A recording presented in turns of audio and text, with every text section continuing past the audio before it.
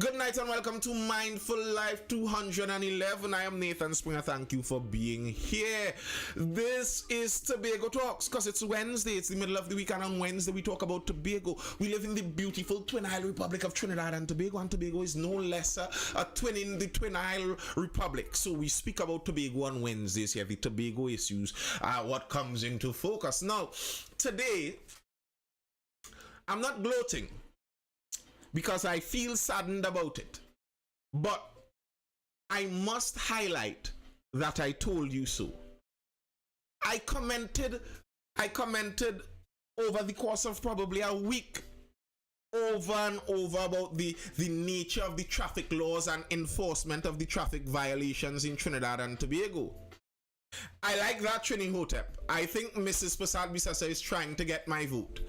Wetback says, so in retrospect, can back a point of view and action be vindicated? No, I don't think it can be vindicated because the outcome wasn't vindicated. Now, like, I understand the feeling of revolution. I have the feeling, I get the feeling too. Of course, you watch the unfairness, how ingrained it is in the system, and you feel like, yeah, we need to do something drastic about this. But then at the same time, we have to be evidence-based. We have to look at the outcome of something. So when we do something, what is the actual outcome that comes out of it? So yeah, we feel angered by this, so we riot and get violent, but then what's the actual outcome that we end up with? But yeah, I've been saying that the traffic violations in Trinidad, they don't make sense, and there was quite a bit of pushback on me. I feel like, sorry about that mic noise over there on YouTube. I feel like even Positive Radiation himself may have told me that, you know, it's not about the law enforcers. They're just doing the law. They're just doing their job. And then what would you know? They went over to the much more close-knit community of Tobago and started to do their jobs over there too. Good evening, Scafty. Good evening, Scafty. We'll talk about that, Trini Hotep. Hopefully we'll get to that, to the stand your ground laws and why I agree with her, but I don't know how sincere it is in terms of the Trinidad and Tobago context, because we're a long way from that. I think we're a long way from that, while we're not that far from that at the same time too. Positive Radiation says, I have since changed my position. You see, when you face it, then you feel it. Then you feel the reality that these things don't make any sense. Tonight topic, we're talking Tobago tonight, and we're starting with and I told you so. When I made the comment about the traffic law violations and how they enforce it, and the fact that these are oppressive laws. These laws are not structured in a way that benefit Trinidad and Tobago. And then the enforcement of the laws. When you look at the enforcement of these laws. So, for example, the Prime Minister has said that we're looking at crime as a public health emergency. Public health emergency. Okay, now, for those of us who know some about public health emergency, one of the first things you do in a public health emergency is you determine the priority levels of this. What's the word for that? I know you all in the chat have all my words coming for me. Where you prioritize the risk level of the medical disaster. And that's one of the first things you do in a public health emergency. So, triage. Thank you, D-Cut and Curvon. Triage. You have to triage the situation. You're seeing, okay, what is the first thing we must tackle? So, if, hello Omesh, the valuable person, like that one. So, if you go into the emergency ward, yes, this is live, Kent Millet. I can see what you said about something about boss and boss. I see you say. If you go into the emergency ward and you have a cut, you may need some stitches, but they have a bandage on it for the while. And then someone comes in with asthma. you know they will leave you with your cut outside and take the asthmatic person who is not bleeding. There's no bleeding from the asthmatic person, but they'll still take them inside because their emergency is more. Okay, so now let's put that in the context of crime in Trinidad and Tobago, because our Prime Minister said that we are trying to deal with crime as a public health emergency. So we have limited law enforcement officers. We have 600 plus murders, and at this point last year we had less murders than we have this year. So last year was the 600 plus record breaker, and this year currently we are on track to pass last year.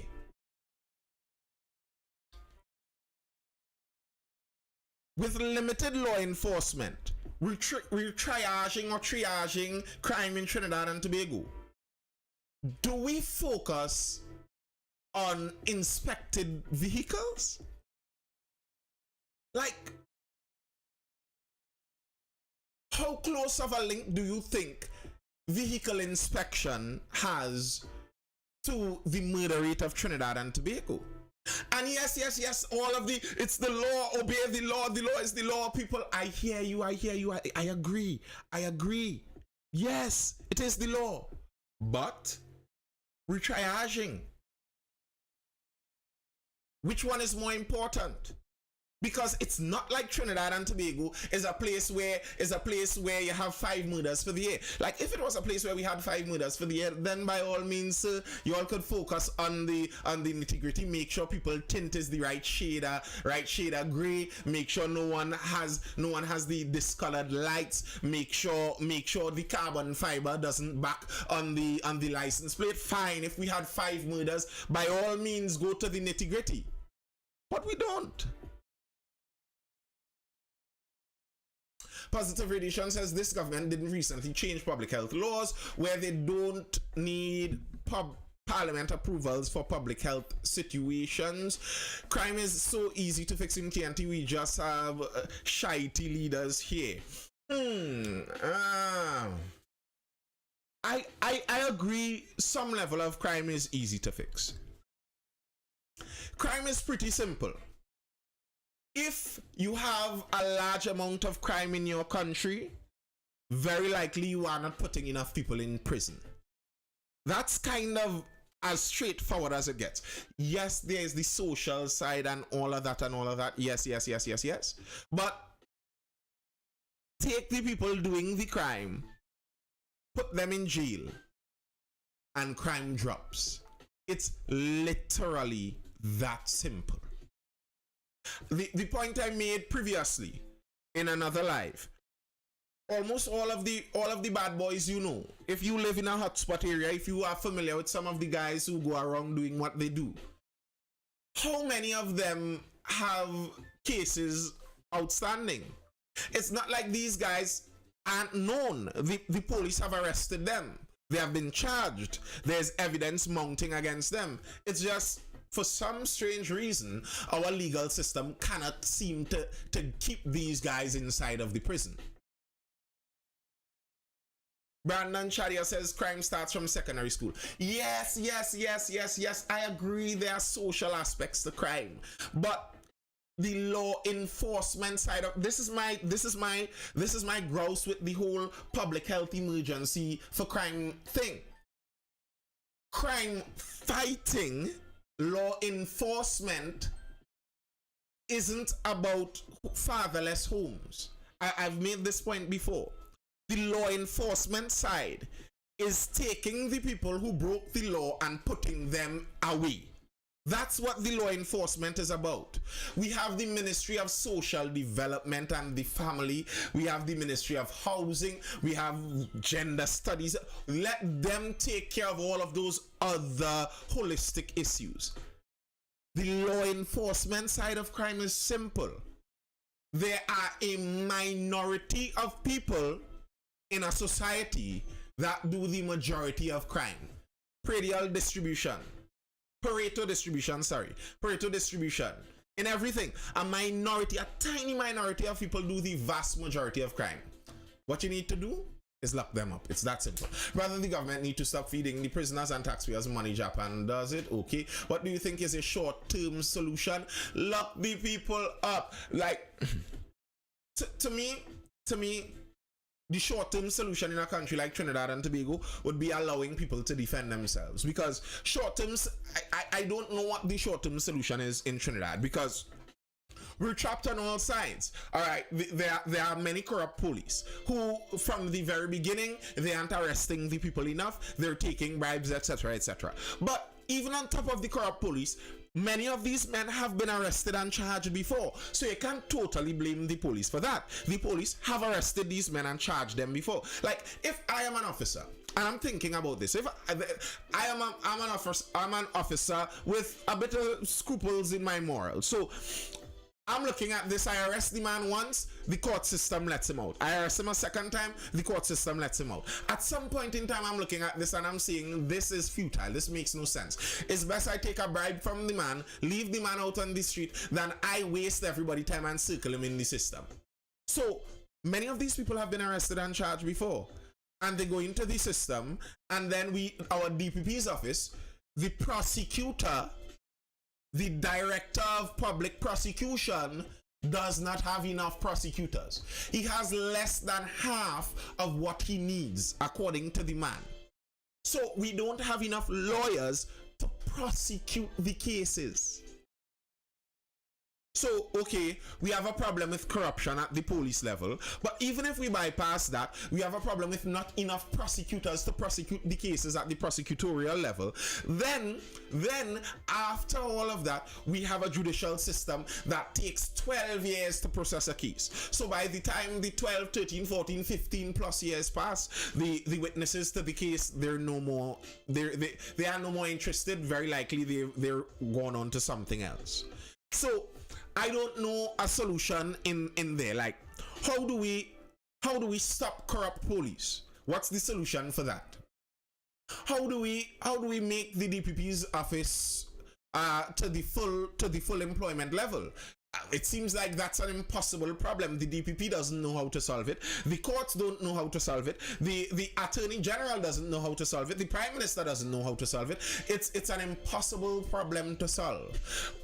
How do we get the courts to work faster? These problems are problems. I'm honestly not very sure how we do this in a country like Trinidad and Tobago. That's why for me, Lilian Giovanni, you have no idea how funny that question is. You have no idea. You obviously haven't been following me for long enough.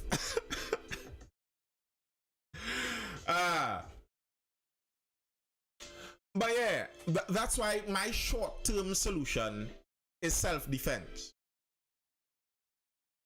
My short-term solution is self-defense.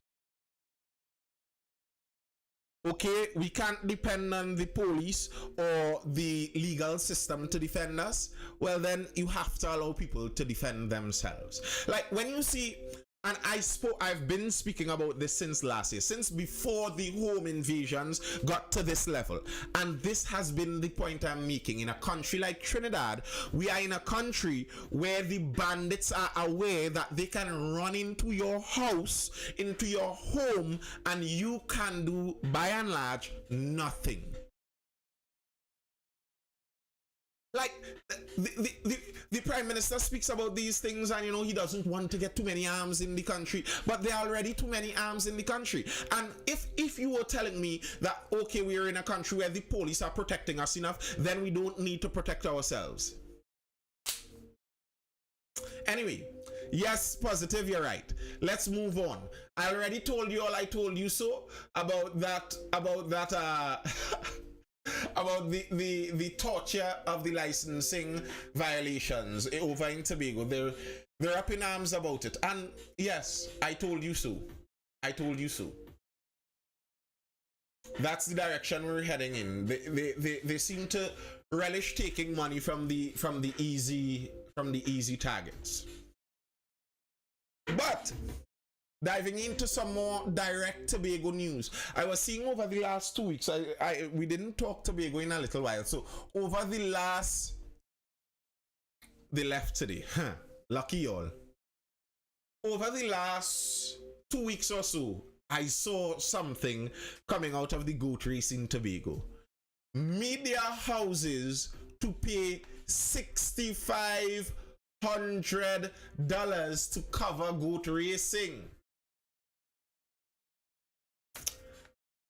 Media houses are being asked to cough up as much as $6,500 to cover goat racing in Tobago on the Tuesday after Easter. This was announced by the Buku Village Council, the entity running the event on Wednesday at the Buku Integrated Goat Racing Complex. Winston Pereira, the vice president of the village council, said the media has benefited from free content for years and it was about time they pay up. Earlier this week, the village council sent a flyer via WhatsApp stating that a meeting would be held on Wednesday and the media would be required to work with money to pay fees. Pereira said a fee of $6,500 would be demanded for videography, $1,500 for photography, and $1,500 for videography for news, and $1,500 for photography. Patrons entering the event with professional-looking photo-video equipment would be asked to pay the accreditation fees. However, patrons will not be fined for taking photos and videos with their cell phone. I smiled when I saw this. I smiled when I saw this. Because they're allowing patrons with phones,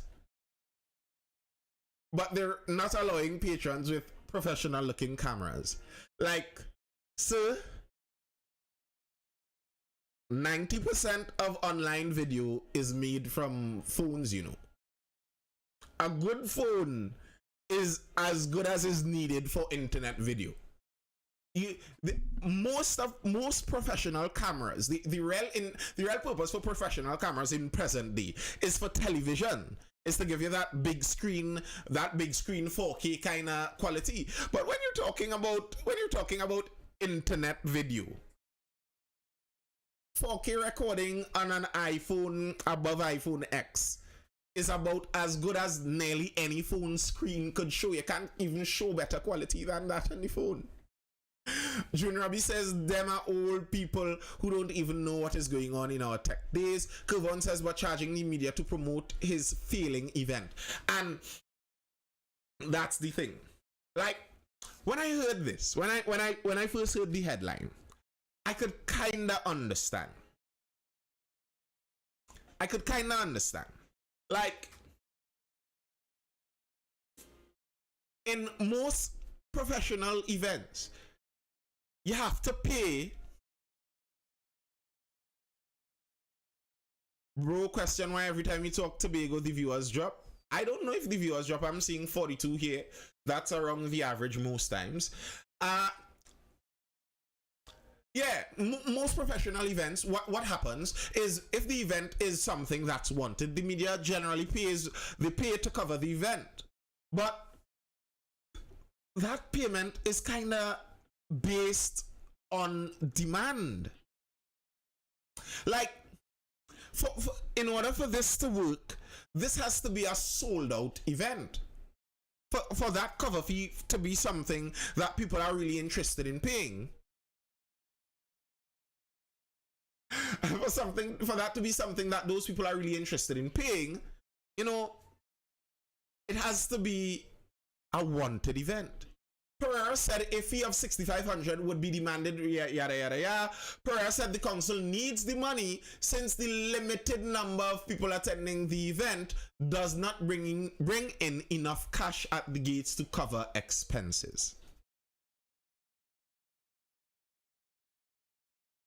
So somebody explain this to me. You have a limited number of people at the gate. The demand for the event seems to be decreasing. You would decide to charge a fee to cover it? Aleki says, well, they got the money. Well, maybe they got the money this year, but do you think that's something that would be sustainable? Bear in mind, media houses aren't public companies. This isn't government money we're talking about. When you ask $6,500 from CCN or from Guardian or from Newsday, that's not the Trinidad and Tobago coffers. That goes through a board, and that board wants a profit basis for this. they would allow that to be paid if they see a reward for it. Would they see a reward for it? And let's look at this. Let's look at this. Is it possible that, okay, you may have had 5 media houses cover the event for free, but you would have 1 media house cover it paid? If you're already struggling to get people to come to the event, is less media coverage going to increase attendance or decrease attendance? Like to me, you're supposed to be giving out media passes like free candy. To me, what you should be doing is working along with influencers. Get up with the time. Get someone of the local influencers. Maybe a mindful influencer, you know. Who knows? Maybe my audience likes goat races too. But you get someone. You get people in media to flock to the event, to build the hype around the event. Because listen, I believe the goat racing can build hype on an international basis. That's something that could still build hype. You could get audience for the entertainment in that, but you need to actually build the hype and market the event. If you're running out of patrons, the solution isn't to milk the media houses for more money. Like, where's the business plan in that?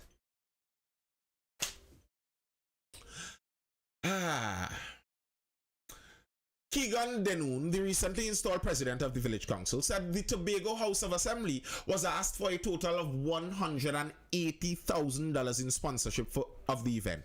He said the THA has so far committed $30,000 of public funds to the event.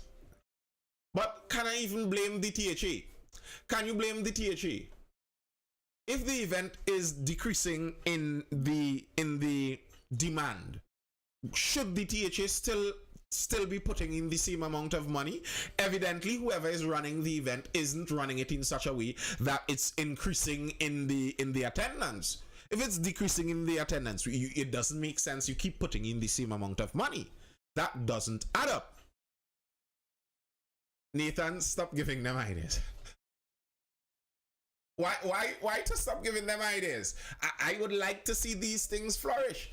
Kilvon says it's not just this guy. He is part of a council, and that was the collective reasoning. Correct, Kilvon. Good point. And I think some of this reasoning comes from, and I regularly talk about this, it comes from the mismanagement of Tobago, where some people, they don't understand market forces anymore.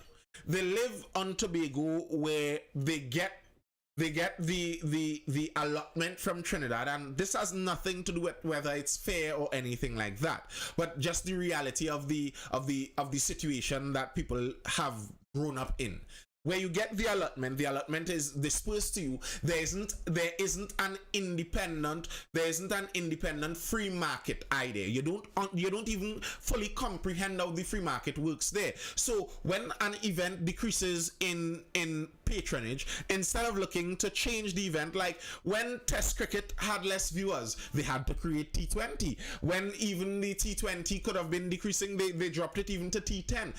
I believe if there wasn't T20 and T10 in cricket would have been dead. Cricket would have died in the early 2000s. But by introducing T20 and T10, they revolutionized the thing. And that's understanding market forces. I think if cricket was sponsored totally only by governments, you wouldn't have that. But these are things that depend on the patronage. So you have to listen to the patrons. What do the people who want to come and look at goat racing want to see? Who created this dependency syndrome? The Trinidad and Tobago central government. That's who created this dependency syndrome. Now, the thing is, blaming the government for creating a dependency syndrome does nothing really and truly. The government wants a dependency syndrome. The government wants you to depend on them. The more you depend on them, the more power they get. It's a given. So saying that the government created a dependency syndrome isn't saying much. It's like, obviously. It's like saying like a prostitute is a seductress. Of course she wants to seduce you. That's how she gets her job. That's how she gets work. So of course the government wants you dependent on them. That's how they get work. Of course. So saying the government fueled it and created it isn't saying much. The people still have to be able, and hopefully from some of the discussions we have, hopefully some people could get this understanding more, to even while the goodies are dangled in front of you, to be latched on to the government for and depend on them more, you realize the cost is more in the long run from that. The cost is more in the long run. And looking at the Tobago business, looking at the Tobago free market, the main thing for Tobago free market is the hotels. And for example, the man that spoke there in the committee and spoke about raising the price for the media houses, if that doesn't increase the viewership, if that doesn't increase people coming to Tobago to look at the goat race, then it does nothing for Tobago in general. Tobago hoteliers disappointed at Easter bookings. Tobago hoteliers are said to be disappointed with the performance of the island's accommodation sector during the 4-day Easter weekend. Newsday learned many of the hotels were full to between 40 and 50% capacity. This was in stark contrast to last year when the hotel and guest house sector was near maximum capacity after being virtually decimated by COVID-19 pandemic in 2020 and 2021. At Easter, we are normally 80 and 90% booked, one hotelier said. But this was not that case this year, and many business people are disappointed. Former Tobago Hotel and Tourism Association President Ren C. Prasad said he had heard from some in the sector that their establishments did not reach the usual levels for Easter. But he said, I don't think there was a similar complaint in the villa sector. The villa sector seems to have done well. I have been hearing from the hoteliers in particular that it was not as good this time around. Asked why he believes the hotels were not filled, C. Prasad said it could be attributed to lingering fears about COVID-19. I think coming out of the pandemic, people are still looking at the villa market. People are still conscious about staying in hotels, the numbers of people gathering with their families and friends. And I think that's an interesting thing. I think that's an interesting observation. That although the hotel occupancy decreased, the villas didn't seem to have that same struggle. And to me, these are the kind of things that if you are interested in running your thing like a business, these are the things that you focus in on. Why is the appetite of the consumer changing? And should we be changing our product as the appetite of the consumer changes? Is it that it's just in Tobago where we see more of this ballooning of the villa style vacation over the hotel room, or is this something that we have seen a ballooning of coming out of the Airbnb culture of the last 5 years, where many people now that are going on vacation are looking for something more intimate, more mine, where I could have a villa where it feels more private versus an entire hotel experience. Is this a changing in general tourism patterns and tourism trends? Is this something like that? And I think these are the parts that you need to look into. Positive Radiation says, I must say Trinidadians really supported Tobago last Easter. Trini Hotep says Airbnb is where it's at. Curve on, I'm not sure I agree with his reasoning. The consumer behavior is changing generally. Trini Hotep says hotels got to get up with the times. I have a sneaking suspicion that might be true. Now, I am not a professional in the tourism industry, so you can't take my word for such things. I'm just saying from my observations, reading news and observing. It seems to me like the general trend in tourism is changing a bit, and maybe the massive hotels may not ever pick back up in the same way before. Maybe the appeal for massive hotels may drop. This is something that, if I were to make a prediction, that's where my prediction would be. I think as time goes on, we'll see more people interested in more of that Airbnb, villa, much more private style in traveling over the hotel experience. That's what I would predict. And if you see this as a trend, now, I'm not saying it is a trend now, but if you see this year, and you see it next year, and then you see it 2025, at some point in time, I would expect that people into the tourism industry would make some changes based on this. Kevon says folks usually move with their team and go to the villas. For the hotel to be full, there needs to be attractive events. Good point. Good point. Good night, you are quite right, Kim Oliver says. Thank you. Now, let's get into politics. Let's get into the Tobago politics. Tobago's People Party. The TPP on the rise, all you. The TPP on the rise. Chief Secretary Farley Augustine and his team have revealed the name of Tobago's newest political party. It is called the Tobago People's Party.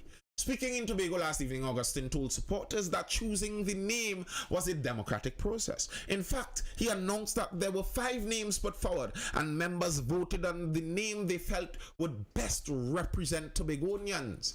The new party comes 5 months after Augustine and 15 other members of the TH resigned from the Progressive Democratic Patriots.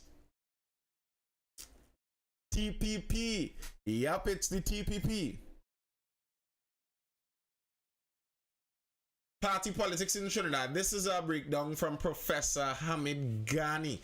The impending launch of a new political party in Tobago is likely to have an impact on the political landscape in a manner in which other newly formed political parties in Trinidad and Tobago have not had before. The central issue seems to be the need to form a homegrown Tobago-based party to articulate Tobago's specific needs. The one advantage that this new political party will have is that it will become the incumbent political party holding power in the Tobago House of Assembly with a clear majority. However, political party identification is not the basis by which power is attained in the THA, but rather by means of the individual votes of the elected assemblymen who determine the office holders of the chief secretary, yada yada yada. That was a wise piece of legislation. I think he went on there to describe the THA legislation a bit and how Mr. Robinson, A.N.R. Robinson, structured the legislation in a way that the president doesn't appoint any of the leaders in Tobago. They're appointed by the Tobagonians. Positive Radiation says he disagrees with the name. Well, I guess you voted for another one of the 5 names, Positive Radiation. And if it's voted, did you get to vote for the name? Like, you see, these are some of the questions that I have.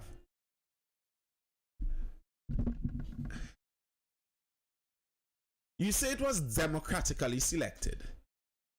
Who was included in this democracy? Like, I don't think all Tobagonians got a chance to vote. So, who got a chance to vote for the party name?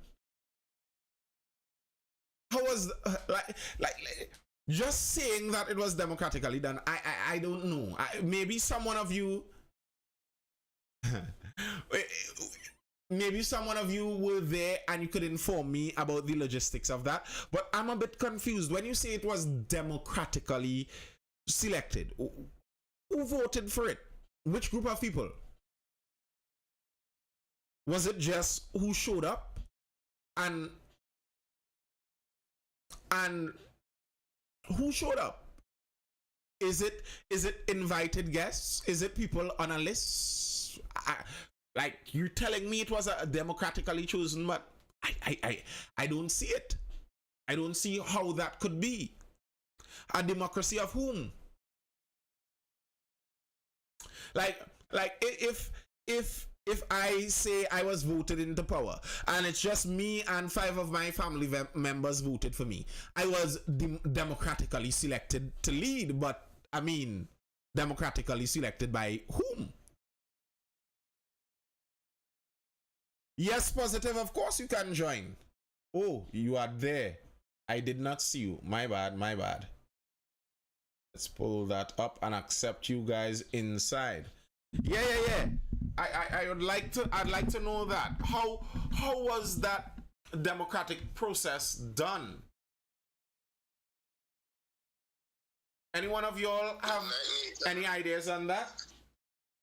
Good night, Nathan. Good night, members of the live. Good night, good night. Certain conversations or certain topics I would not like to expound on currently. Let me just say thanks to all the Chinese who came across for the Easter weekend. Tobago was a vibe. The car shows was nice. Car shows and thing, boy. The inter-island transportation system really worked for you guys. And you guys see how we feel time to time. I think as it pertains to the name of the organization, there's a lot that goes into the naming process. And I think sometimes when you leave things too open to the general public, you run the risk of situations like these. You see genetic, uninspiring, unprogressive names that cannot transcend generations. And I think it doesn't give that kind of vibe sometimes when you leave things up to the general public, general people. Because for me, when I look for a name in a political organization, I look to see what it means, how long it can last, what are the different implications, what feeling does it give, what symbols does it go with, what psychology was involved in the process. If you understand where I'm coming from. Yes. And we also had to think, this to me, this might sound contradictory due to my pattern of statements on this program, but to me, this gives me the impression of locking off Trinidadians. This gives to me the impression of we don't intend to expand, we intend to contain ourselves. We no longer concerned with, as a country, where the country is going, we only concerned with Tobago. So if Trinidad is going down sinking, we don't really care about them. Let them sink, let them go down in hell. Once we go over here, we okay. And I think it's not the right approach for me personally. I think it's very, it's just not feeling useful. And I am tempted to believe that this name or this naming process was predominantly, quote unquote, the elders and not the millennials or the Gen Z generation. I'm getting a more Robinson, that kind of era. Like, those are the kind of vibes that I kind of getting from it. Like it comes like he coming from a battered, it gets like he coming from a battered Tobagonian. Not a Tobagonian who's thinking, okay, yes, Trinidadians are our neighbors. Yes, we have our grouses with them, but we're willing to have conversations when necessary. I don't think the name pushes partnerships when necessary. It's hard to create a partnership when that's your goal or your motive. That's just my view on it for now. Don't quote me, or please don't screen record me. No. I understand what you're saying there. And the Tobago People's Party name, as you're saying there, if I'm selecting a name, but this is for me, if I'm selecting a name, I want each part of that to have meaning. So, okay, there are 3 words in this name, Tobago People's Party. As you noted, by saying Tobago, you already excluded your party from being a national party. Your party cannot be a national party named Tobago. And okay, you may be focused on Tobago issues, but I understand what you're saying by having the name Tobago inside the party name there. While you are part of a Twin Island Republic, it could nearly seem a bit purposefully distancing. It's like, it reminds me of people who say that feminism is about equal rights between the genders. And I always struggle with that. Then you would call it gender equality. Why would you call it one of the genders and say it's about equal rights? It doesn't seem logically sound. So, the Tobago, what's the reason for having Tobago in there? Okay. People's Party. Okay. When you say People's Party, what do you mean by that? Because there are political meanings when you say things like that. So, for example, isn't the Chinese Communist Party considered a People's Party? Very often, the Communist parties consider themselves people's parties. Like, what is the connotation? Or do you mean people in the side on the end of populism? Are you a populist party? Is it that you are a Tobago People's Party? So your aim, your political ideology is Tobago populism? Or is it that you never even thought about something like that? The idea of an official political ideology never even crossed your mind. It was just thrown out there like a creative moment in summer camp, and somebody just decided, what about this name? And we selected a name. Like, if that's the thing, I don't think it's profound if that was done democratically. Like, if you select something banal and boring, but it was done democratically, that doesn't make it necessarily better. But moving on from that, the committee chairman on new political party, the committee chairman says it's about liberating Tobagonians. Autonomy and the liberation of Tobagonians. This will be the mission of the new people-centered political party when it is formally established, according to Anne Natasha II, chair of the steering committee, to facilitate the process. Hi, Chikami. The topic is Tobago. We're talking Tobago. Kevon, the leadership should have vetoed that decision. Yeah. Another question I have, and this is a question. This is a question I keep having. And this is something I think Tobagonians need to be mindful of. Now, you might want to hear a Trinidadian say that you need to be mindful of it, but the fact that we exist in a partnership and it's not something any one of us can independently change, I think you need to keep this in mind. When you say liberation and autonomy, what exactly do you mean? You understand what liberation means. Liberation means freedom. Freedom from bondage, oppression, or slavery. So when you say that this party is to bring liberation for Tobago, liberation from what? Or liberation from whom? You understand? Are you saying that Trinidad is enslaving Tobago, basically? Is Tobago in an oppressive relationship with Trinidad? Is that how you would define the interactions between Trinidad and Tobago? Is it?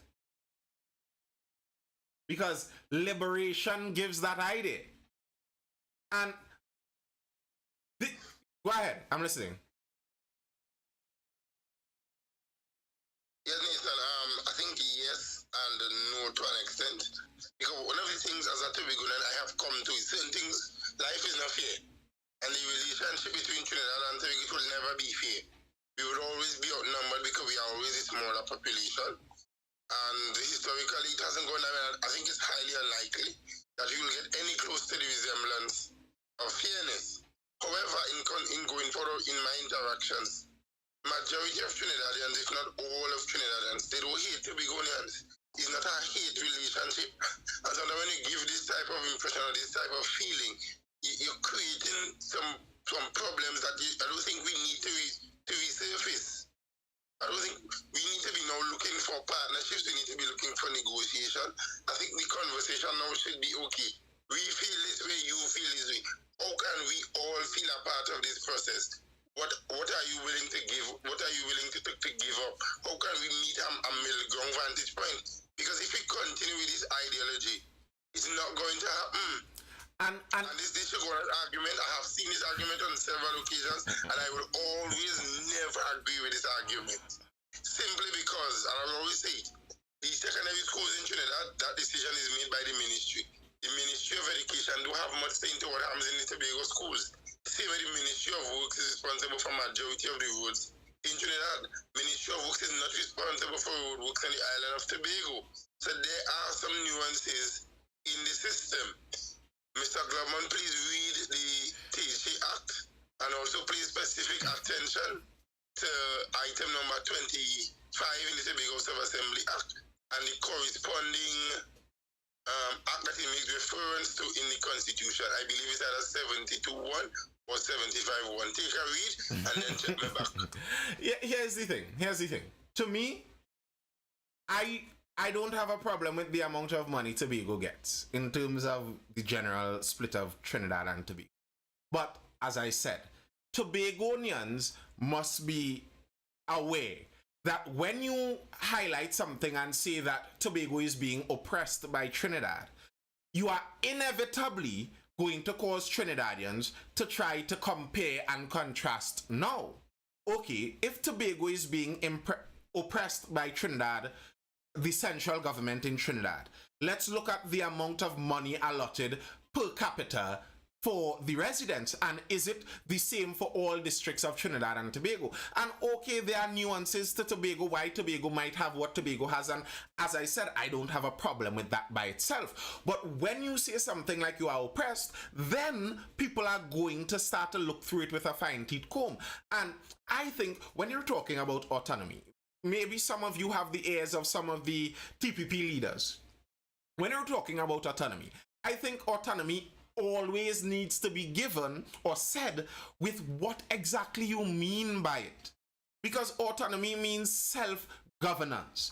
Tobago has some semblance of self-governance. If Tobago has full self-governance, then you are independent from Trinidad. So is it that you want full self-governance? And I believe we spoke some about this before, but it keeps being said. Regularly you hear people in the Tobago political landscape bandy about the term autonomy without making it concrete. What do you mean when you say autonomy? Because I am sure there are some people that say autonomy and mean full independence. I am sure there are some extremists on that end.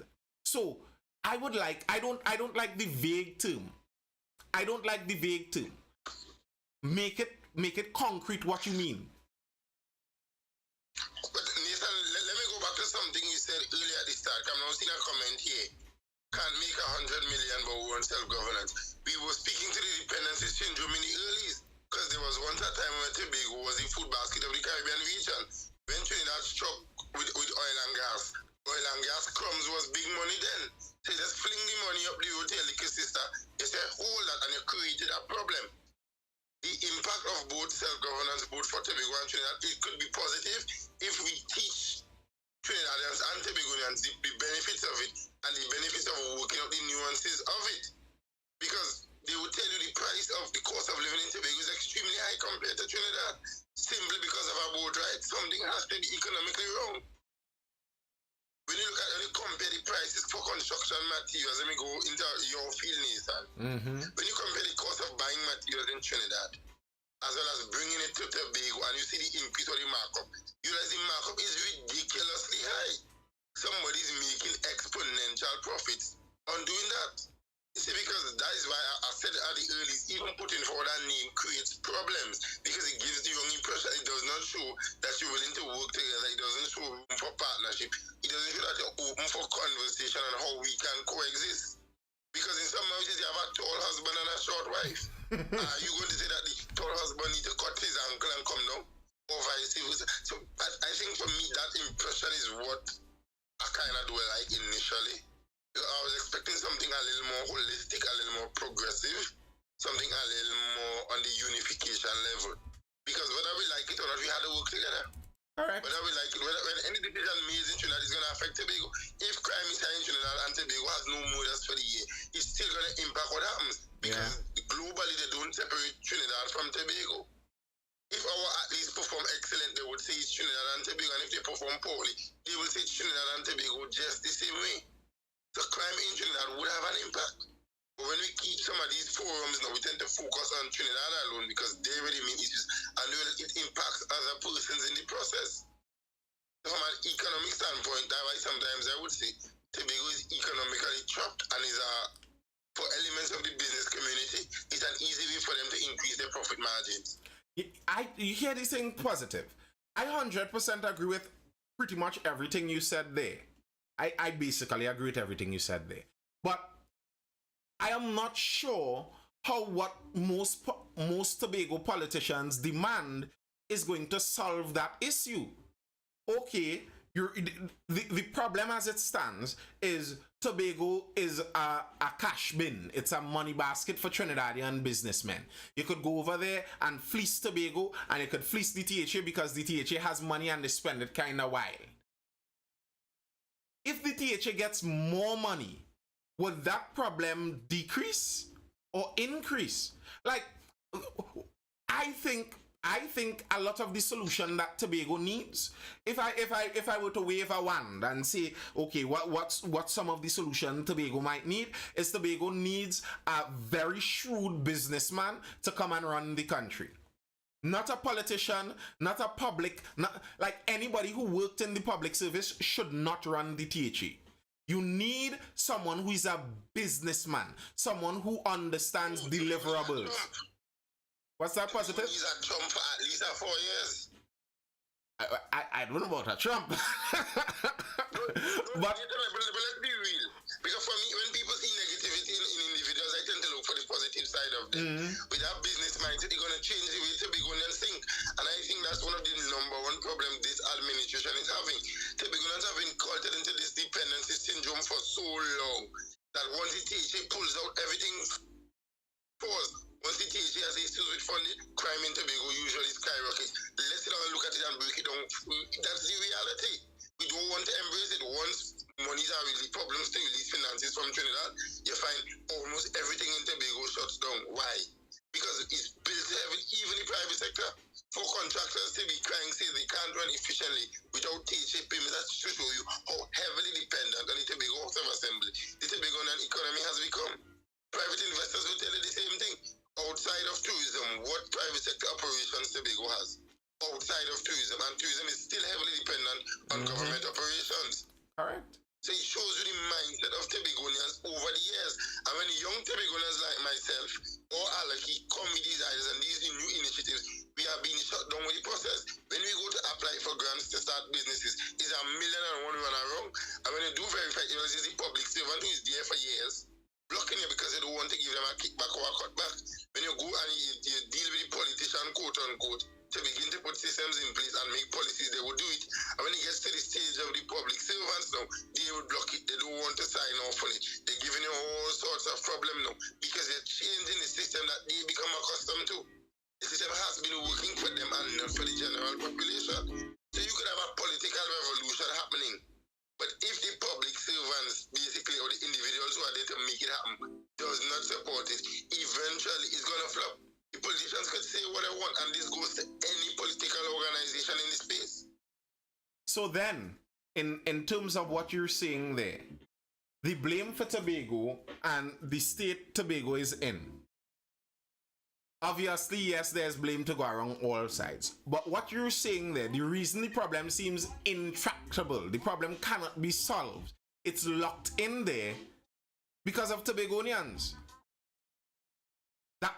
That seems to be it. Is that what you're saying? Tobagonians are Tobagonians' own problem. And I say that without fear of contradiction. Tobagonians are Tobagonians' own problem. We fight on our own selves too much. Because let me say something, for example, right? Almost every event, you will get the number one complaint from Tobagonians with the THA sponsor, and as I said, with the same village council. You ask the THA for 100 and something thousand. We hearing of the issues financially. We know the THA have a problem paying their own workers. We know they have a problem paying contractors. We know they have matters in court from 2000 and 2002 that is now being sorted out. We see it and we still want to go to them for these large sums of money to throw an event that you know is not profitable. Obviously, they're going to be financially prudent. Probably before it used to happen. Probably before it was easier for previous administrations to just dish out the money. But now you have an administration that's asking the question, that's trying to bring a level of financial stability. It's going to be uncomfortable for you who are accustomed doing the wrong thing all the time. If you do the wrong thing all the time, you create poor norms, which is a problem in the business sector. Once you do the wrong thing over and over, it becomes normal. Bro, I could tell you, being in the just now, Aleki, let me just finish this quick and you're coming in there.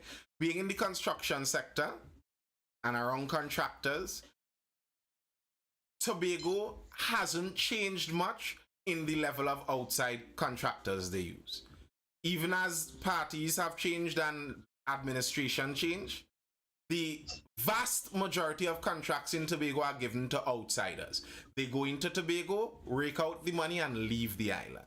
Still. Yaliki.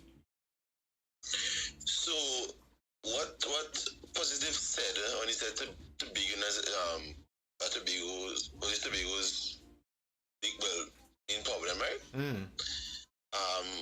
I will agree to that by saying this. That did not happen just like that. It did not just happen by VAPS, eh? That was a very serious attempt of creating that culture. Do your research, think what you will, but you people need to understand what and who did that, right? And this is now the web that we weave, and this is the situation that we're in. So he's right, but it was not by VAPs and people and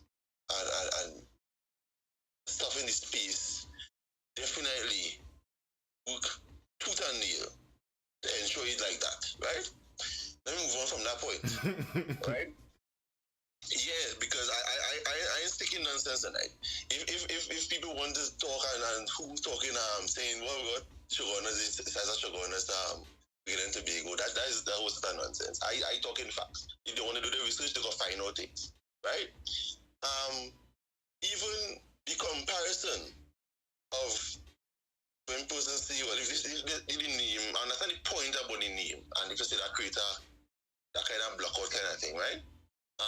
But if persons started examining Tobago and started looking at Tobago as a fine-tooth comb, other than looking at a fine-tooth comb and looking through the current, the whole scenario with Tobago, to find stuff that saying Tobago ain't deserve the amount of money and all different type of reasons, you will also find that there was unfairness done that shouldn't have been done as well, because you can't be doing research and looking for points to validate a point that Shogun is bigger than Tobago, the area, the geographical area.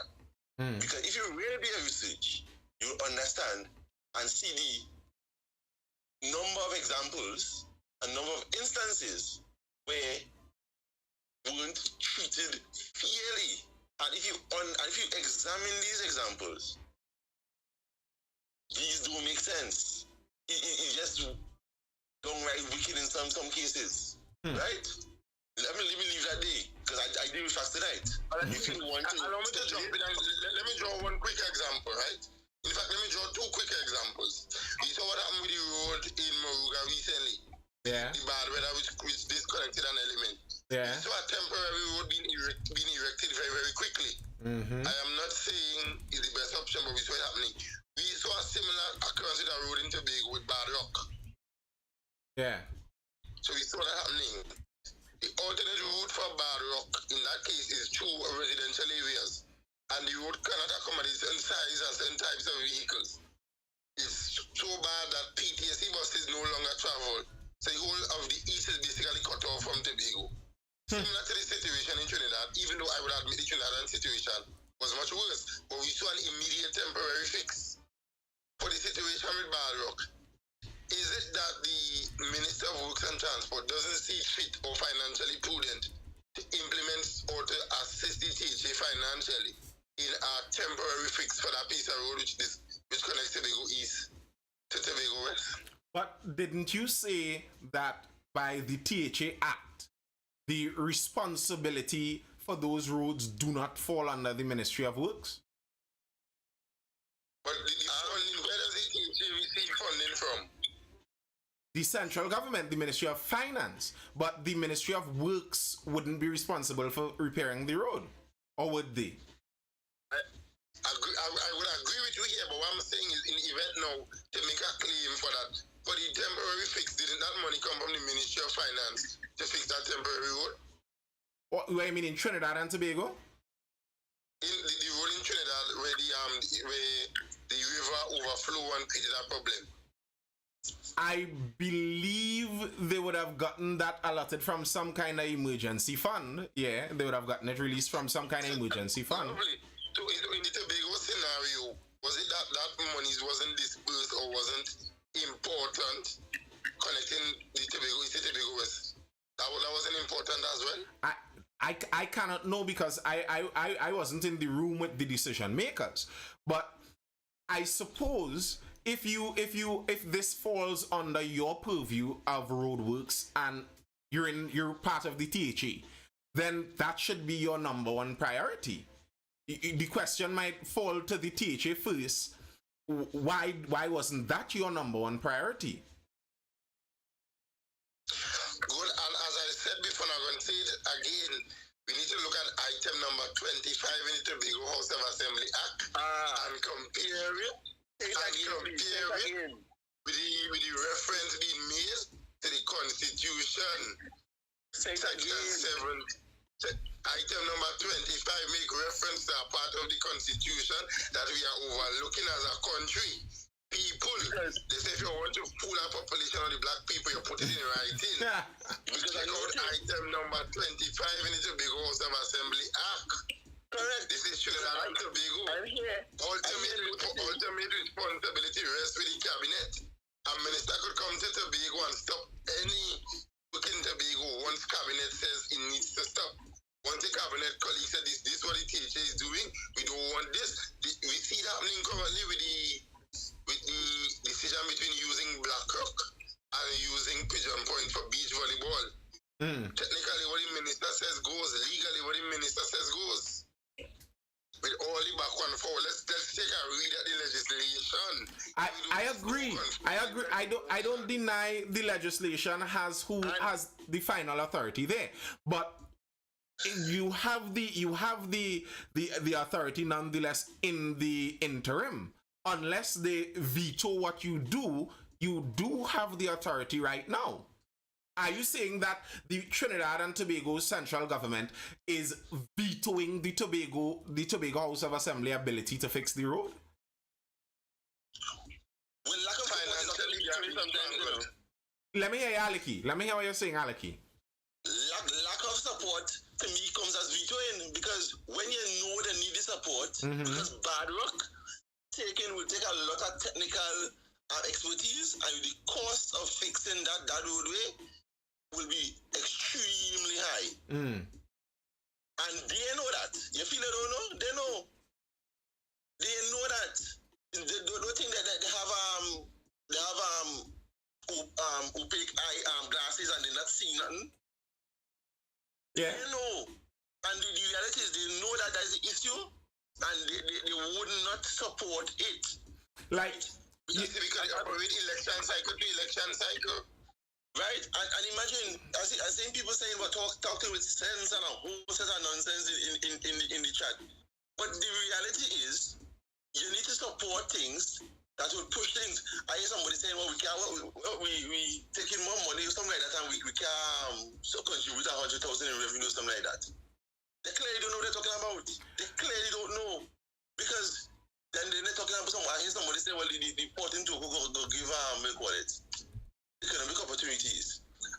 The port in Togo could happen, but the reality is, what improvements have been made to Tobago? And if according to Nathan, in many previous lives, Tobago should focus on tourism. You shouldn't get, it made no sense focus on every all and sundry having all wrong the approach. Focus on this aspect. Why is that not being focused on? Because to facilitate tourism, we have a dock pond that people call a dock pond. We have that there still. No improvements, nothing like that. But they only want to be a port in Togo, and then want to turn around and then tell the Tobago people that we yes producing 200 million is Tobago revenue, by the way. It's not 100. According to the books, they say it's 200 million. Now, I'm not getting into that. I ain't going down that road right now. the thing is, I agree in the specialization part, but the problem as I'm seeing it here, I'm listening here. And I try to listen to the Tobagonians because I am not a Tobagonian. I'm trying to listen.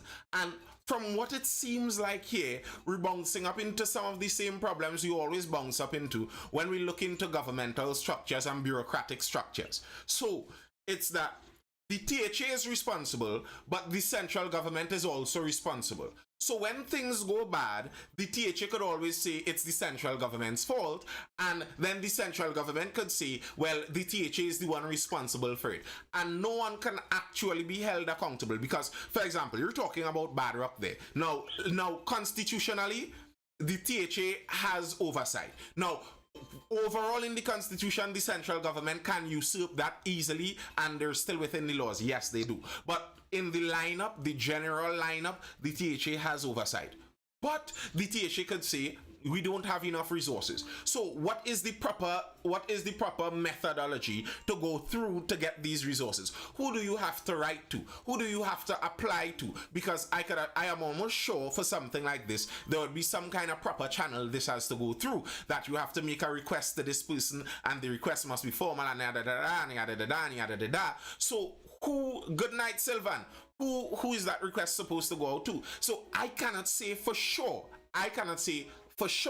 That the central government is just strangling the THA when I don't even know the inner workings of what request is supposed to go out, what formal declarations might have to go out, what is the amount of money they're asking for, because as the central government, bear in mind, the central government is an opposing political force. As the central government, you could see that the THA has enough money to do this. I could see the central government making this argument. The THA has enough money to do this. They're just deciding that they're going to allot their money on something else. So we are not going to give them more money to do this while they choose to spend their money on something else. The central government could say something like that. And how do you prove otherwise? Like, I could, if you're a supporter of the TPP, I could understand you leaning into believing their side. But if you are not, isn't it believable what the central government could say too also? Nathan, and I will go back here again to make another reference to the media. I'm somebody who, my alias and my former job was Mr. Documents. I don't like good amount. If you're telling me something, refer to the documents, I could read it. Mm-hmm. I think we all have a basic level of understanding, and I believe we are intelligent enough to figure it out. But good night, Ronnie. In a lot of these scenarios, the both politicians would say one thing, I'm going to begin to go through the documentation, it's the opposite. Because if the majority of Tobagonians are employed by the THA, one would ask why we don't have a thriving private sector. Compared to Trinidad has a much better private sector than us and a much more efficient operation because they are more profit-minded. They are more into, okay, we need to get this done and get this done fast. And I love Trinidad for that. I love the pace, the mindset of the people is to get it done and get it done quickly. It may not always be done perfectly, but in Tobago, this lackadaisical laid back, I can sit down on your documents mindset doesn't make sense. I have never seen an assemblyman sign any check to pay any individual. I have never seen it happen. And we blame politicians sometimes for things that they have no control or no oversight over in some areas. So this constant back and forth, I think it's time we get away from it. It is time politicians sit publicly in a public space. I would like to see the Chief Secretary probably sitting with the Minister for Tobago East and Tobago West in a public forum, facilitate public questions and have the both of them answer and allow us, the population, to figure out how to assess who it is like. I don't think they're going to do that because I don't think that is going to be in their better interest. Now, people talking about who started this and who created that culture and stuff. I don't know if you're getting a bit more conspiratorial than that, but I would say these are just the echoes of colonialism. We were colonies. Trinidad, Tobago, the Caribbean, we were colonies.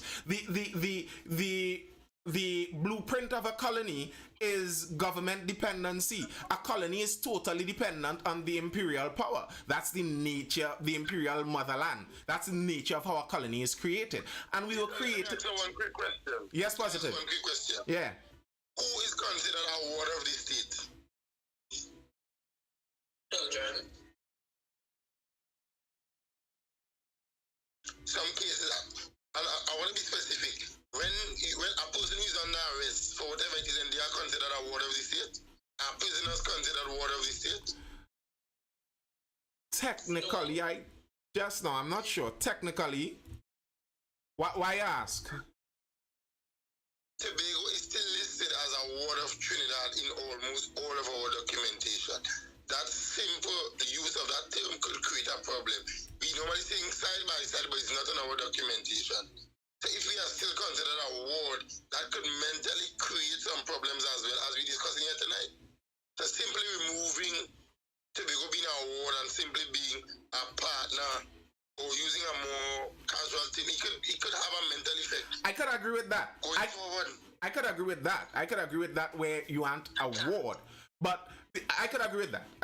A ward, because a ward is basically someone you're fully taking care of, and then that sounds exactly what, like, the dependency syndrome. But as I said, the origin of it was from colonial times. It's a colonial thing that has reverberated down through time, and sadly, most of the Caribbean governments, most of the African continent governments, when colonialism ended, they grabbed onto the leftward side of governance, which kind of is more colonialism carrying on more.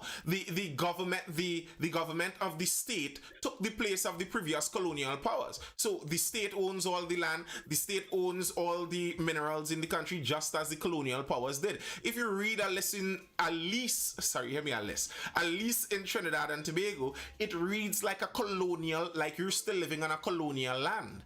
So that we're living with the reverberations of colonialism.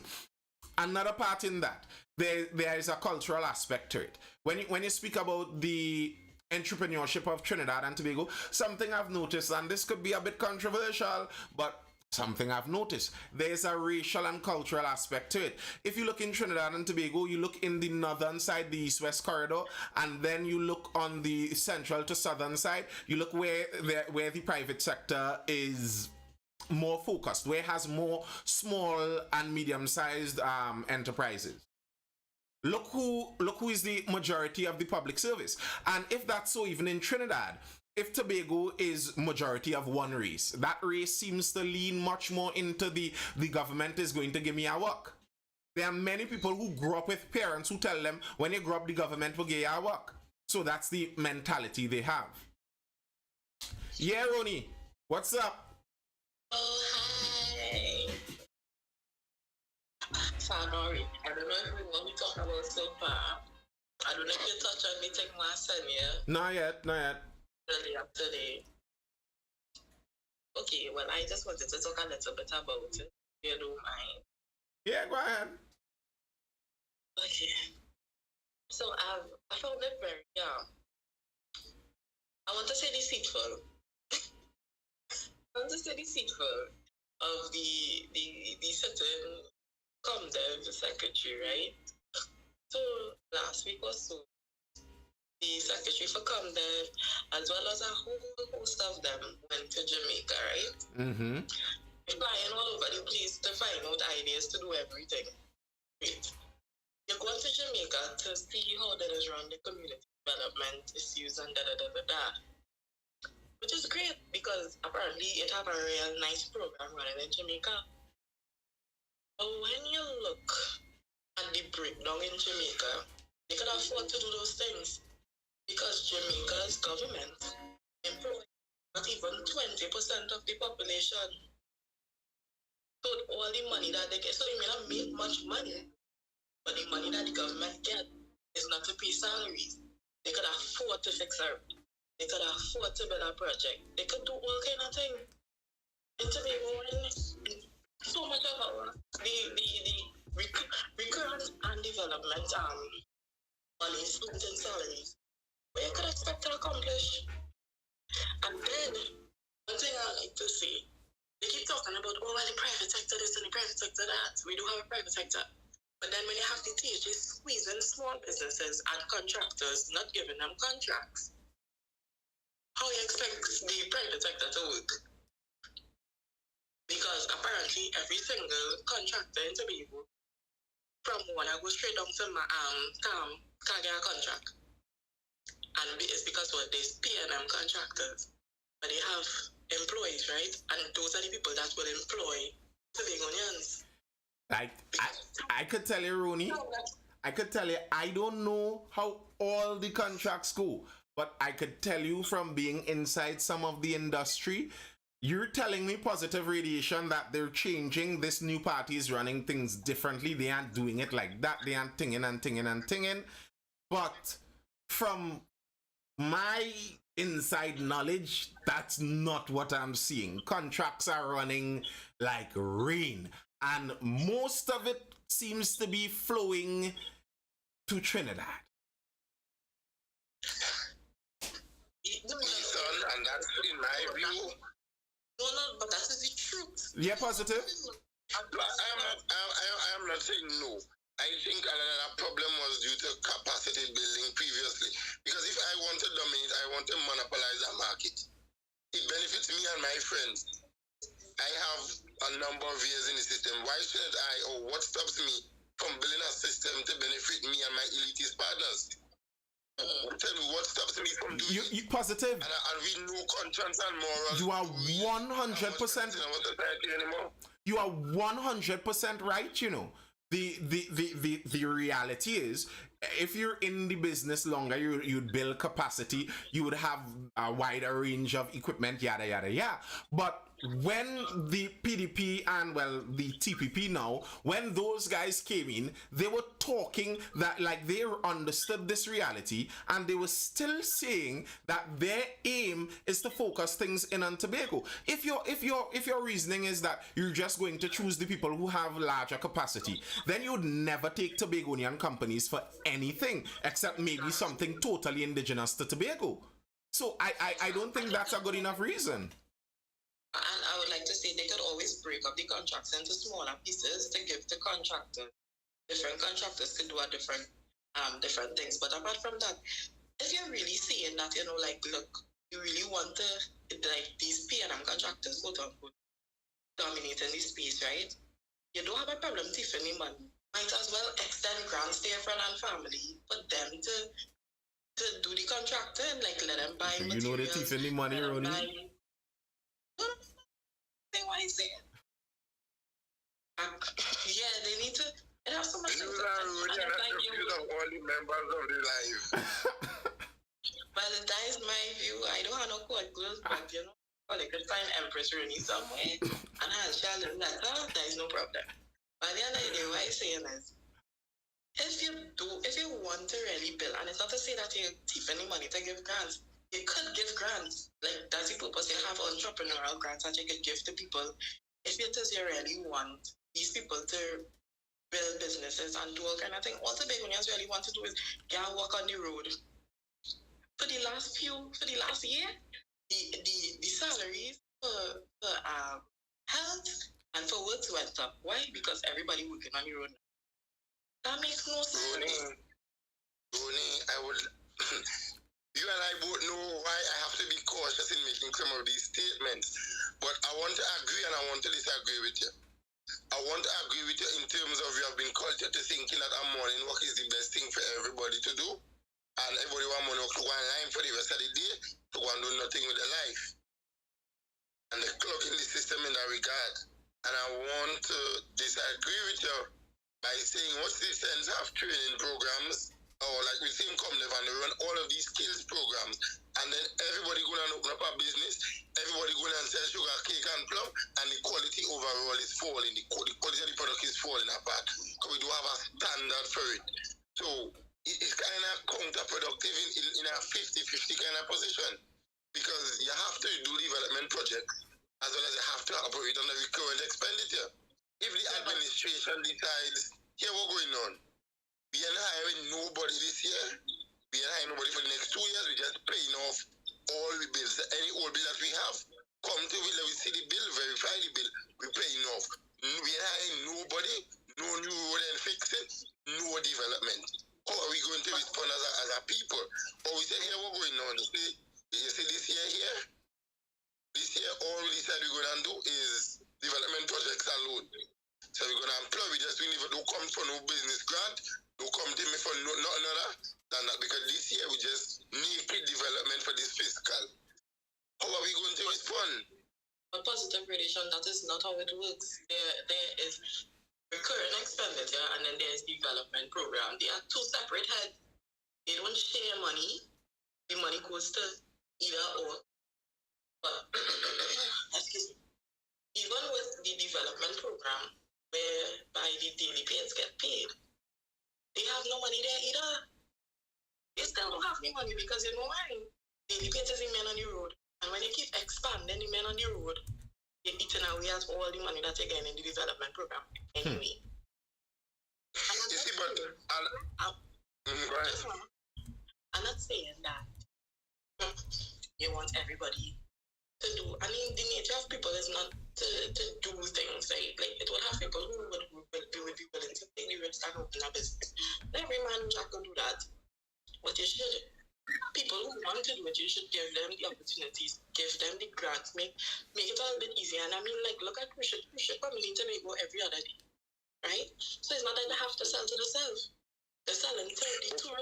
So what? Let me ask you a question, right? How many individuals who you know access these same business development grants and are still 84 employees of the THA?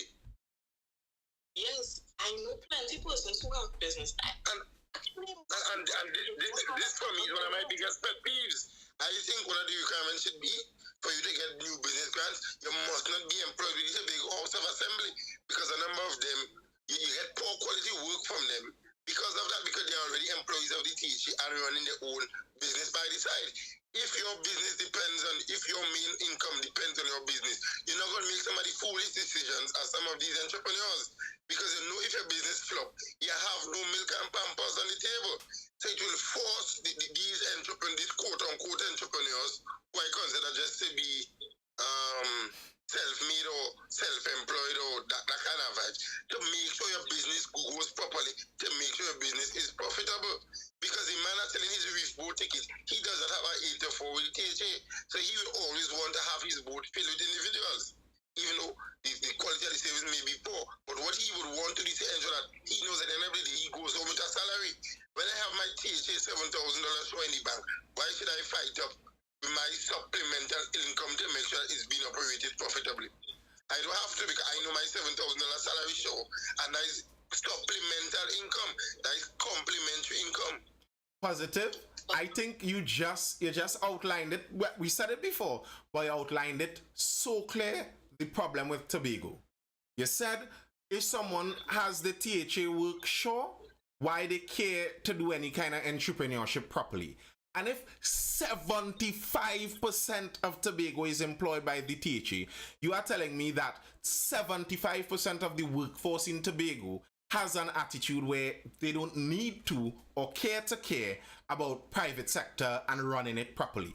So then how do you expect Tobago to run properly like that? And if you're talking the solution, then wouldn't the solution be probably dropping that to 50% at least? And then would Tobagonians be okay with several of them being let go from the THA? And you're not being let go while they're still paying you and treating you nice. You said something there which is the reality of the free market. Someone has to have the risk of failure for them to have the pressure to do things the right way.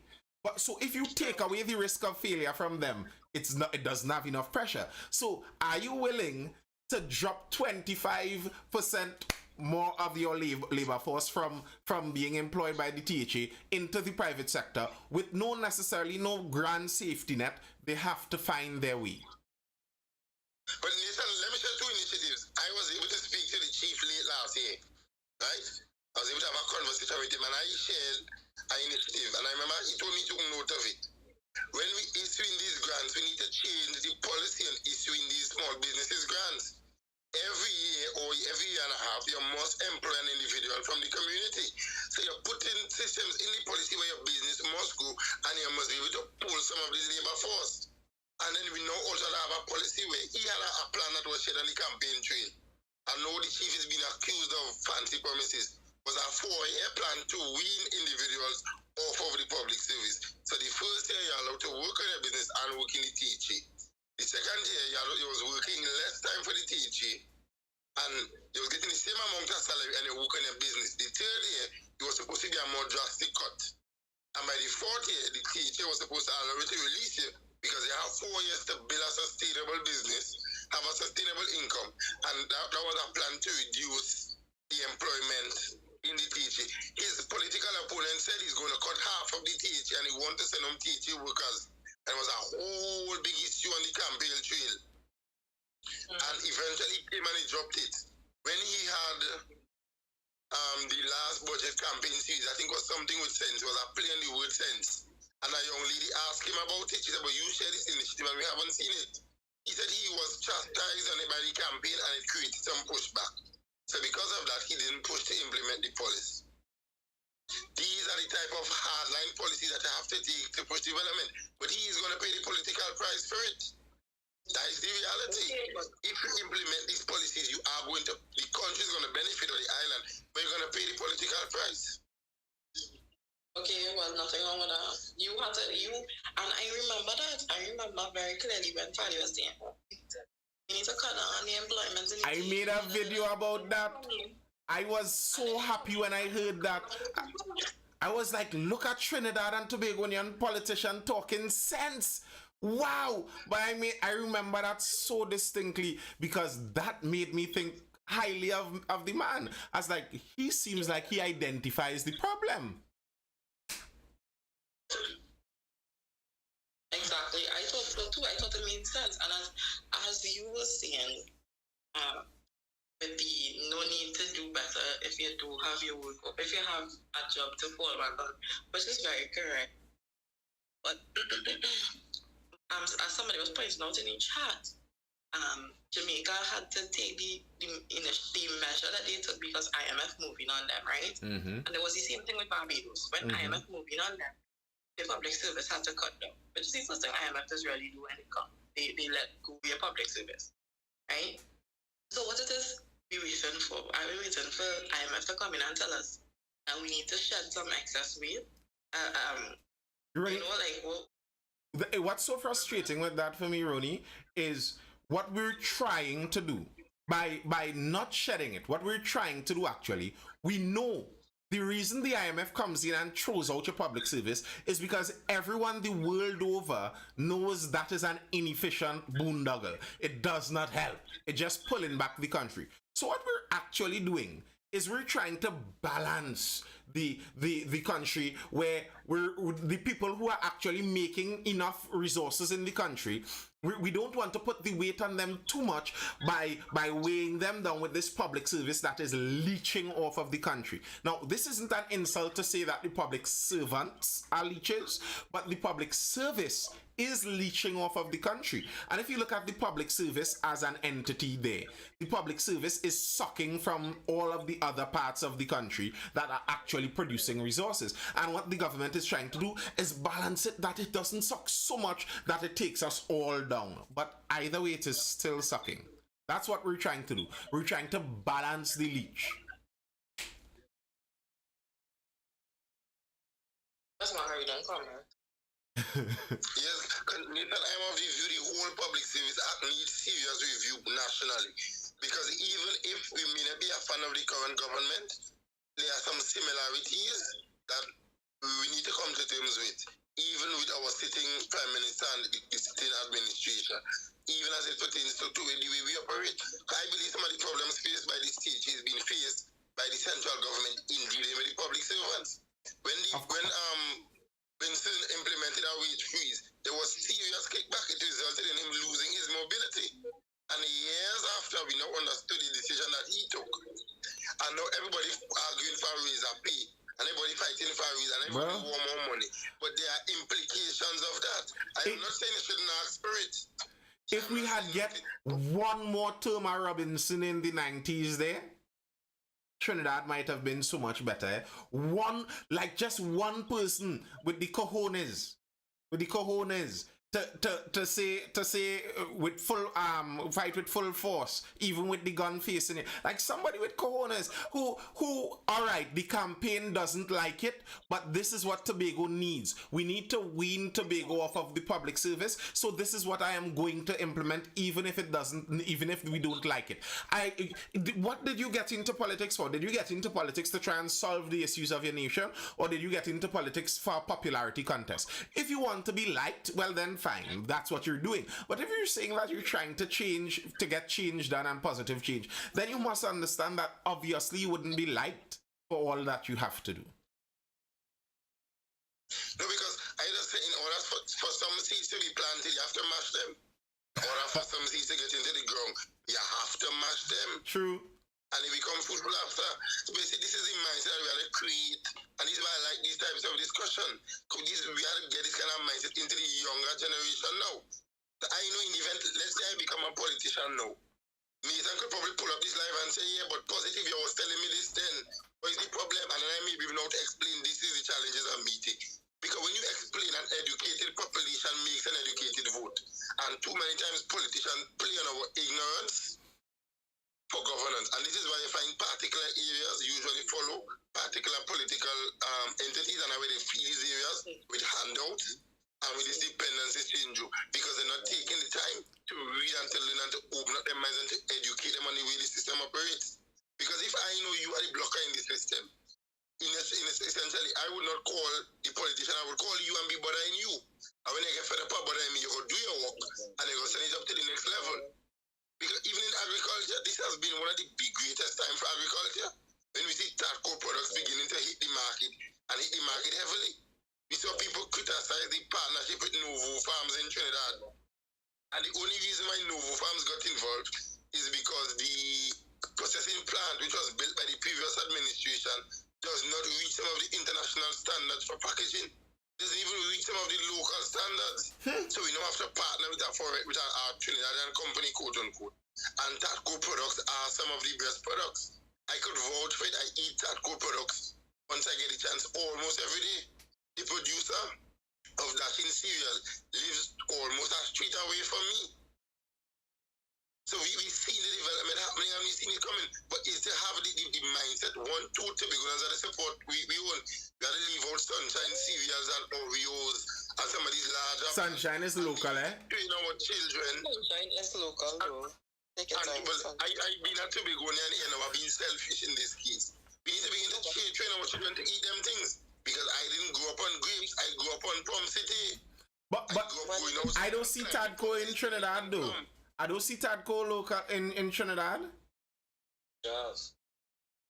It's actually present, but it's not as widespread as I would have liked it to be honest with you. Like I know you can get this cereal in Camden, Vancouver at Camden Superfoods. Yeah. It's in GTA. Yeah. Right, you could get some of TOBAGO products there, and only Dashin cereal is available there. And number of products, but the marketing has been improving, but it has not been the best though. I could tell you that for a fact. Like, because it doesn't advertise on TV6 and on some of the bigger brands, so like you don't see it. Like you need to advertise something like that. I could tell you if it was properly advertised, many people, I'm sure many people would support Dashin cereal. There are many people very health conscious, and I think that's something that will gain support. What's that, Ronnie? What I don't understand is I understand where like you want to support local, but like bruh, some of the prices on these things don't make sense. I'm really sorry. How I can watch your dashing cornflakes that is half the size of sunshine cornflakes and twice the price? We need demand and supply. If there's an increase in demand and you have a supply to match, usually the price will drop. I'm not sure if I've seen it correctly, Nathan, as a teacher, I could correct me. But once you have that kind of relationship, eventually the price could drop. The reason the price very likely is the way it is the scale. That is very likely why they probably need to increase the scale. And if they increase the scale, they would be able to drop the price. Very likely that price wouldn't be a real supply and demand factor. I think I would presume I would presume the price is set that way because of scale. So, and what you have to understand too is corn is cheap. They make corn by the thousands of hectares in North and Central and South America. It's very cheap. Dashin isn't as cheap to access as corn, so it's going to be more expensive. So there's the scale too. There's the side of scale. So I don't think Dashin cereal being more expensive than cornflakes is going to stop that many people from buying it. And there are many people who like those more gourmet style things. Listen, these young millennial single people, what they call them, single income, no kids. You see the sinks? Especially the female sinks, they spend money like drug dealers. They're out here taking trips randomly, going Paris and have a profile picture in front of the Eiffel Tower. They will buy the Dashin cereal for the $80. You don't worry about that. You just need to make it look popular. You need it to be something that they could post on their social media. And I'm eating the Dashin cereal, and it will work. I spoke to the Secretary for Agriculture and I gave her 2 initiatives. One was to invest in a mobile vehicle and have one stationed in Trinidad. And they have different points at different times and they will advertise it beforehand. So you would list the products, you list the price, and you would say where the vehicle would be located. So we say, okay, Monday we at Mid-Center Mall, this is what we have. These are the prices. And you do it across Trinidad. 1. 2, I also suggested influencer packages. And see, obviously we could partner with both local and local and regional or international health food products and influencers. I was told the initiative would be sent to the board of TACO and they would take it from there. I haven't heard any feedback since. Nathan, and you know I am not afraid to share my ideas publicly. I have shared initiatives here and I've shared it. You have seen the response I've received from some of these officials. But the young minds like me, we are not allowed to be at the table to put forward these simple but effective and cost-effective, should I say, initiatives. Yeah. I don't understand you. It's like you like everybody's your age. Oh God, I know what to call it, Joel. I'm sorry.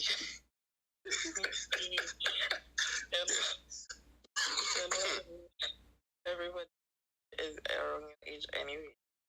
But no, I mean, I understand what you're saying, and probably what they need, as Nathan said, with scale and try to send it international, because I mean, the Tobago Assembly cannot export because we need an export license through the Ministry of Trade, and we know it's problems to get an export license through the Ministry of Trade. Bro, I just letting you know that's not just a Tobago House of Assembly issue. That's a Trinidad issue. When I talk to the Manufacturers Association, that's one of the things that he always highlights to me. The problems with exports and imports. It's very difficult to do business in this country. Very difficult. I remember the standard is really high. And next suggestion I had offered as well too. I am thinking now everything is online, even locally. Why can't I order a product from the company, use my card and pay for it online, and have it delivered to me in a day or 2? Yeah. Why can't we have a system where we could use cardless system now? You have the vehicle roaming the island, so you're making the goods and services accessible for people to try. Why not have it in the school feeding system? As somebody said, the word they use there is exactly what I think. With the nature of those products, I think what Tobago needs to do is aim at the niche market. You're not aiming for scale because it's only so big of a scale Tobago could reach anyway. You have land problems. You have a land as a limiting factor. So even if you have nutrient-rich land, you only have so much of it. So it's only so large of a scale you can do. So I think what they should be aiming at is the niche market. I'm not aiming to drop my prices. I'm aiming for the people who can afford my prices to be the ones who want my product in the first place. And I think that's possible. I think it's possible to market the unique Dashin grown in the exquisite mountains of the Tobago countryside, and yet like be a little inventive now, man. The Prime Minister produces some of the best Dashin in the region, eh?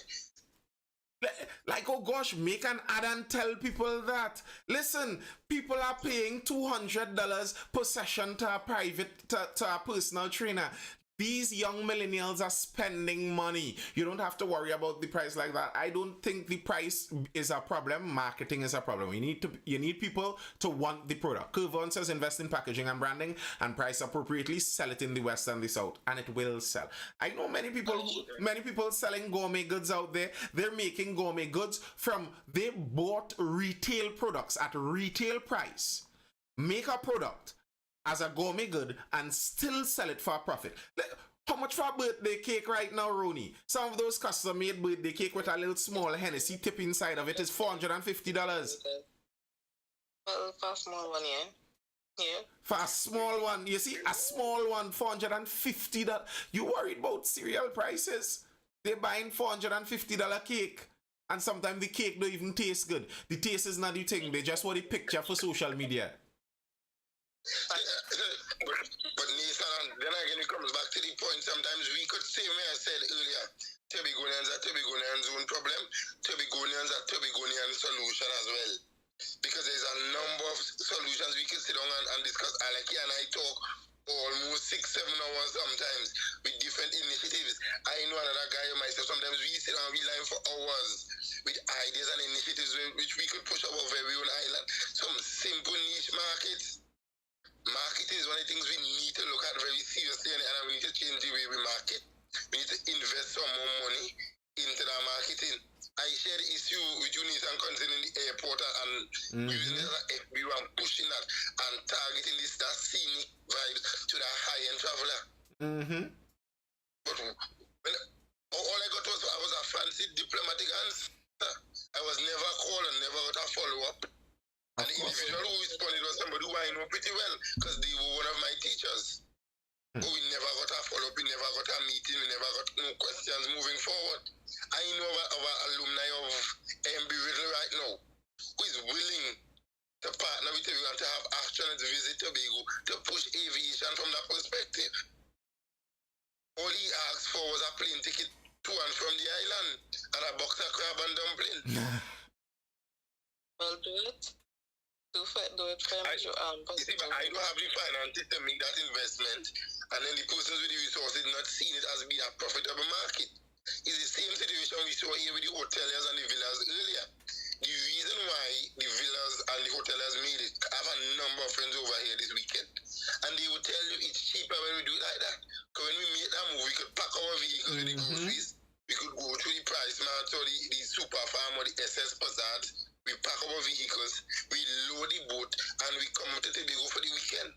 Yep. And a friend of mine, I only got to meet her for the weekend because when they went to the event, she was home, but the whole weekend she was busy. Almost the whole weekend she was booked, simply because the way the packages were designed and they offered.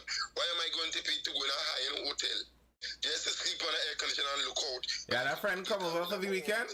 I can afford to rent a car and it costs me less. Yeah, the friend come over for the weekend? A high-end hotel to put on one of our beaches, come on.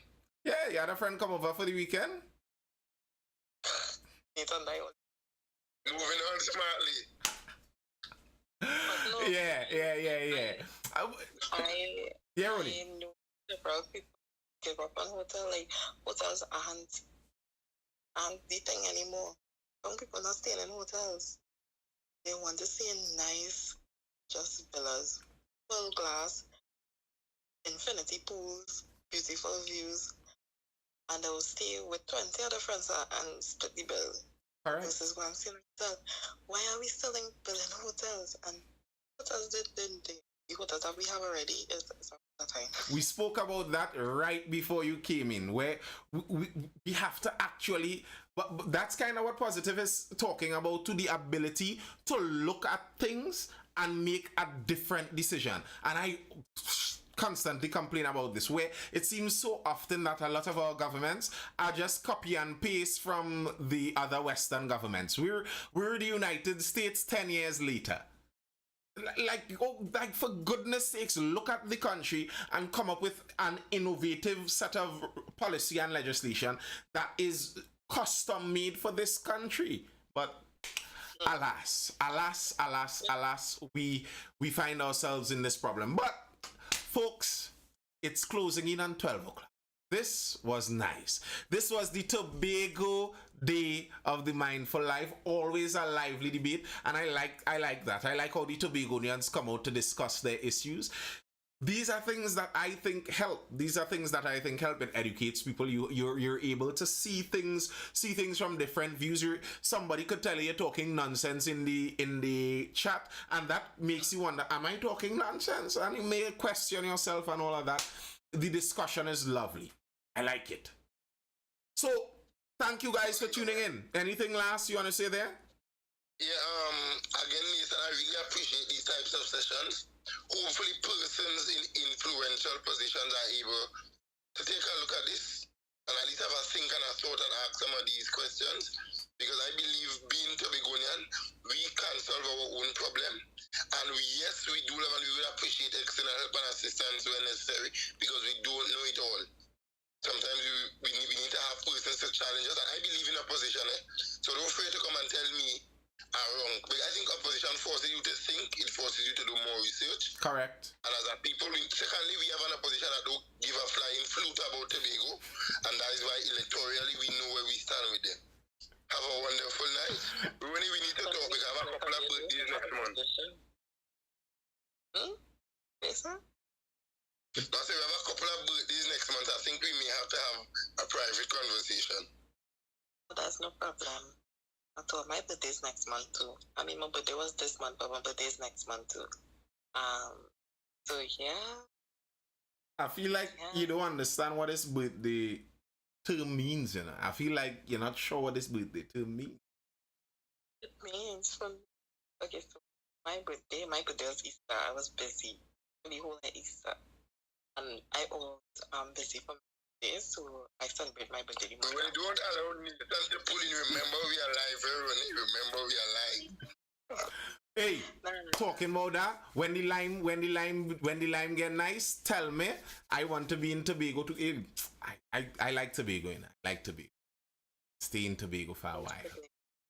So hit me up in the Discord server. It was nice, people. It was nice as usual. I hope you educated, informed, or entertained. This is streaming live, or was streaming live on Instagram, on TikTok, and I am streaming on my channel over on YouTube too. You can head over there and subscribe to Nathan Spring on YouTube. We have other videos that drop there. Many videos are there. If you missed the live, you can go over there and catch the lives on repeat. So head over to YouTube, Nathan Springer, and subscribe. I will see you guys again for the next Mindful Live, which is going to be tomorrow evening around that 9:30 p.m. time. We're trying to get the time better. Tomorrow is Thursday Talks, where we jump in and we talk. If you have something to say, come in tomorrow and we'll discuss it.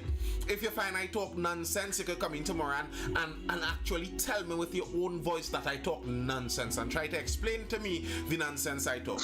I hope you're educated, informed, or entertained. This was the Mindful Live. I am Nathan Spring. I will see you guys later. Peace.